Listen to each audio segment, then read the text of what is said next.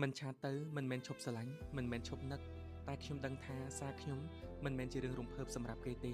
ខ្ញុំមិនមែនជាមនុស្សដែលគេរងចាំសារទេហើយក៏មិនមែនជាមនុស្សដែលគេចង់តបសារដែរកាន់តែស្រឡាញ់កាន់តែដកខ្លួនព្រោះខ្ញុំមិនចង់ដាក់សម្ពាធឲ្យនរណាទេទោះស្រឡាញ់ខ្លាំងប៉ុណ្ណាខ្ញុំនៅតែគោរពសិទ្ធិគេក៏ដូចជាផ្ដល់តម្លៃឲ្យខ្លួនឯងដូចគ្នាខ្ញុំមិនចង់ខ្លាចជាមនុស្សរំខានគេទេទោះក្នុងចិត្តកំពុងនឹកគេខ្លាំងចង់និយាយលេងជាមួយគេខ្លាំងប៉ុណ្ណាតែខ្ញុំត្រូវហាមឃាត់បេះដូងឈប់ឲ្យគិតពីគេបន្តទៀតព្រោះរវាងយើងទាំងពីរប្រហែលជាបានត្រឹមតែជាអ្នកស្គាល់គ្នាក្នុងចិត្តគេ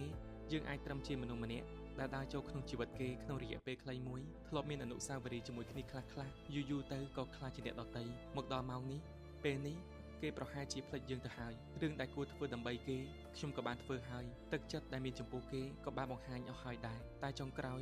រវាងយើងទាំងពីរក៏បានត្រឹមតែជាអ្នកស្គាល់គ្នាគ្មានអីពិសេសលើនេះទេតែខ្ញុំចង់ប្រាប់អ្នកថាខ្ញុំអាចជាមនុស្សដែលអ្នកធ្លាប់ស្គាល់តែអ្នកជាមនុស្សពិសេសបំផុតក្នុងទំព័រប្រវត្តិសាស្ត្ររបស់ខ្ញុំសារពីអ្នកដទៃម្នាក់ដែលគេនឹកគេរាល់យប់